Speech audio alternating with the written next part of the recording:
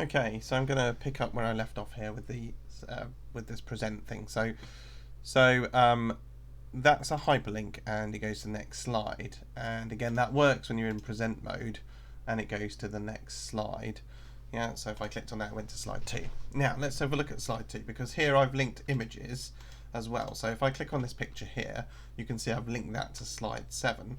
And if I click on this picture here, you can see I've linked it to a website, which was the Great Pyramids at Giza. And I did that exactly the same way. So I clicked on the object I wanted to link, and I went to insert, and then went to link in my list here. Okay. Alternatively, you can right click and go to link as well, I believe. Okay, maybe not. Okay, so yeah, so you click on the object and go to insert and then link. Okay. So any object can be linked not only to slides in the presentation, but also linked out of the presentation and into other websites. Yeah, so it can be linked to other websites.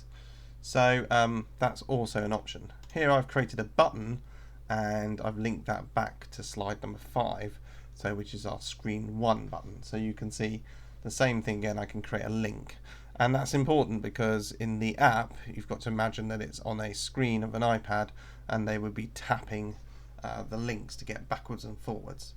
So you might want to create a menu like this one. So here I've got the menu button, which I created, and I can put that in various different places on the screen to create my menu. And each one of these I can then insert a link and link it to where I wanted to go. So let's say I wanted to link it to a slide, so I could go back to here. I can choose the slides in the presentation, so that could be back to the home slide.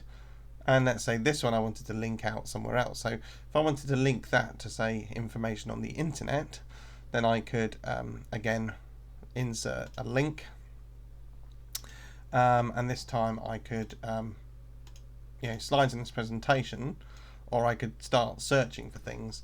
So if I typed in ancient Egyptians,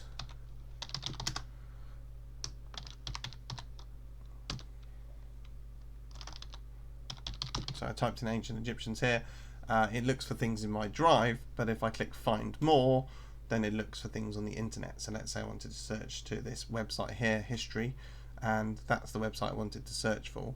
So I could copy the link.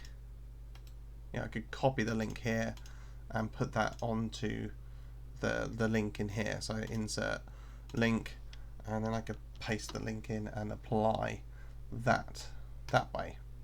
So that now links out to that website. I wonder if we can actually drag these.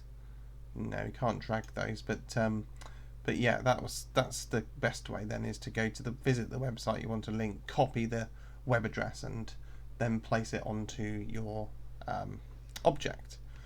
So that's how you do the linking. Okay, so to do the linking between the different objects, you can link on text, you can link on pictures, and you can link on objects like these. These are called objects, and I got these objects from the drawing menu at the top here. So you can see all the different objects that I can use, or create different objects for us to link. And in fact, this object was a beveled square.